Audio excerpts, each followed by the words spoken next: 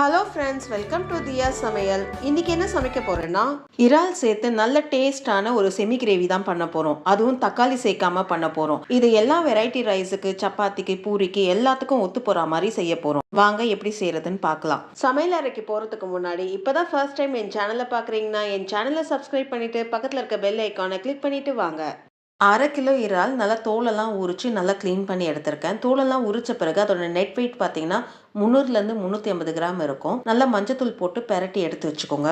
Gravy செய்கிறதுக்கு முதல்ல ஃப்ரெஷ்ஷான மசாலாவை வறுத்து அரைச்சி எடுத்துக்கலாம். மசாலா வறுக்க ஒரு பேன் எடுத்துக்கோங்க. பேன் நல்லா சூடான பிறகு 1 ஸ்பூன் சீரகம் சேர்த்துக்கோங்க, 1/2 ஸ்பூன் கடுகு சேர்த்துக்கோங்க, 1/4 ஸ்பூன் மிளகு சேர்த்துக்கோங்க, 1/4 ஸ்பூனுக்கு கம்மியாக வெந்தயம் சேர்த்துக்கோங்க, 6 வரமிளகாய் சேர்த்துக்கோங்க.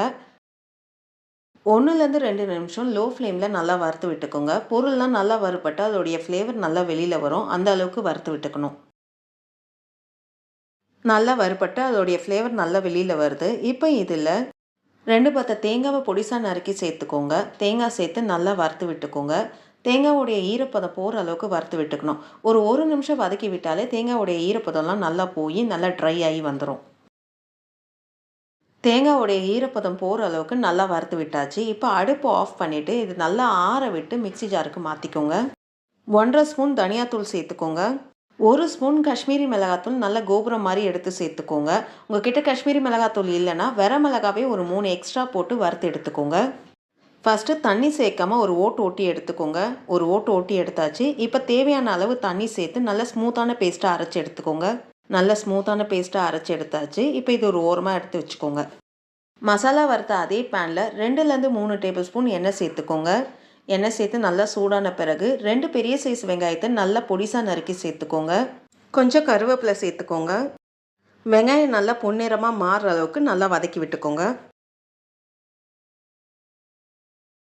வெங்காயம் எண்ணெயில் நல்லா வதங்கி அதோடைய கலரும் நல்லா சேஞ்ச் ஆகி வந்திருக்கு. இந்த ஸ்டேஜில் 2 ஸ்பூன் இஞ்சி பூண்டு பேஸ்ட்டு சேர்த்துக்கோங்க. இஞ்சி பூண்டோடைய பச்சை வாசனை போகிற அளவுக்கு நல்லா வதக்கி விட்டுக்கோங்க. ஒரு நிமிஷம் வதக்கி விட்டாலே அதோடைய பச்சை வாசனை நல்லா போய் ஒரு நல்ல ஃப்ளேவர் வெளியில் வரும். இஞ்சி பூண்டோடைய பச்சை வாசனை போகிற அளவுக்கு நல்லா வதக்கி விட்டாச்சு. இப்போ இதில் நம்ம அரைச்சி வச்சிருக்க ஃப்ரெஷ் மசாலாவை சேர்த்துக்கோங்க. மிக்சி ஜாரில் கொஞ்சமாக தண்ணி சேர்த்து மிக்சி ஜார் அலசி அந்த மசாலா தண்ணியும் சேர்த்துக்கோங்க. ஃப்ரெஷ்ஷான மசாலா சேர்த்து அந்த வெங்காயத்தோட ஒரு 2 நிமிஷம் லோ ஃப்ளேமில் நல்லா கிளறி விட்டுக்கோங்க. 2 நிமிஷம் லோ ஃப்ளேமில் எல்லாம் ஒன்று சேர நல்லா கிளறி விட்டாச்சு. இப்போ இதில் சின்ன நெல்லிக்காய் சைஸ் புளியை 1/2 கிளாஸ் தண்ணி விட்டு நல்லா திக்காக கரைச்சி சேர்த்துக்கோங்க. புளி தண்ணி சேர்த்து எல்லாம் ஒன்று சேர ஒரு நிமிஷம் நல்லா கிளறி விட்டுக்கோங்க.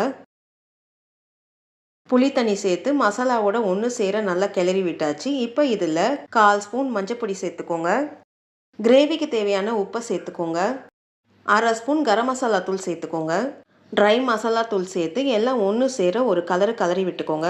ஒரு கலரி விட்டு மூடி போட்டு லோ ஃப்ளேமில் 2லேருந்து 3 நிமிஷம் அந்த மசாலா ஒன்று சேர கொதிக்க விடுங்க. அப்போ தான் அந்த எண்ணெய்லாம் நல்லா பிரிஞ்சு வரும். 2 நிமிஷம் மூடி போட்டு மசாலாவை ஒன்று சேர கொதிக்க விட்டாச்சு. எண்ணெய் ஓரளவுக்கு பிரிஞ்சு வந்திருக்கு. ஒரு கலரி விட்டுக்கோங்க. மசாலாவை நல்லா கலரி விட்டாச்சு. இப்போ இதில் நம்ம க்ளீன் பண்ணி எடுத்து வச்சுருக்க இறாலை சேர்த்துக்கோங்க. இறாலும் மசாலாவும் ஒன்று சேர நல்லா கிளறி விட்டுக்கோங்க. எல்லாம் ஒன்று சேர நல்லா கிளறி விட்டாச்சு. இப்போது மூடி போட்டு ஒரு 3 நிமிஷம் லோ ஃப்ளேமில் இந்த மசாலாவும் இறாலும் ஒன்று சேர வேக விடுங்க. இந்த மாதிரி வேக விடும் போது அந்த இறாலில் இருக்க தண்ணியெலாம் நல்லா விடும். அதுக்கப்புறம் நம்ம தேவையான அளவு தண்ணியை சேர்த்து நம்ம கிளறி விட்டுக்கலாம். 3 நிமிஷம் மூடி போட்டு வேக விட்டாச்சு. இறாலில் எந்த அளவுக்கு தண்ணி விட்டுருக்கு பாருங்கள். ஒரு கலரி விட்டுக்கோங்க. எல்லாம் ஒன்று சேர நல்லா கிளறி விட்டு இப்போ தேவையான அளவு தண்ணி சேர்த்துக்கோங்க. உங்களுக்கு கிரேவி எந்த திக்னஸ் தேவையோ அதுக்கேற்ற மாதிரி நீங்கள் தண்ணியை சேர்த்துக்கோங்க. இங்கே நான் செமி கிரேவின்றனால ஒரு 1/2 கிளாஸ் தண்ணி மட்டும் நான் சேர்த்துக்கிறேன். தண்ணி சேர்த்து எல்லாம் ஒன்று சேர நல்லா கிளறி விட்டுக்கோங்க. இந்த ஸ்டேஜில் நீங்கள் உப்பு காரம்லாம் டேஸ்ட்டை பார்த்துக்கோங்க. உப்பு காரம் டேஸ்ட்லாம் கரெக்டாக இருக்குது. 3 பச்சை மிளகாவை லைட்டாக கீறி சேர்த்துக்கோங்க. பச்சை மிளகாய் போட்டு எல்லாம் ஒன்று சேர நல்லா கிளறி விட்டு ஏற்கனவே நான் இறாலை 3 நிமிஷம் மூடி போட்டு வேக வச்சுருக்கேன்.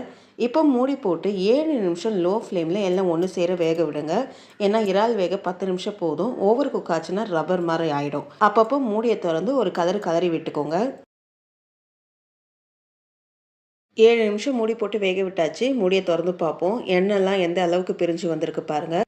இப்போ கடைசியாக கொஞ்சம் கொத்தமல்லி போட்டு ஒரு கலரி விட்டு அடுப்பு ஆஃப் பண்ணிடுங்க. செம்ம டேஸ்டான இறால் கிரேவி ரெடி ஆயிடுச்சு. இந்த வீடியோ உங்களுக்கு பிடிச்சிருக்கும்னு நினைக்கிறேன். அப்படியே ஒரு லைக்கை தட்டுங்க. மறக்காம என் சேனலை சப்ஸ்கிரைப் பண்ணிட்டு பக்கத்துல இருக்க பெல் ஐக்கானை கிளிக் பண்ணுங்க. வரும் நாட்கள் இனிதே அமைய நல்வாழ்த்துக்கள். நன்றி, வணக்கம்.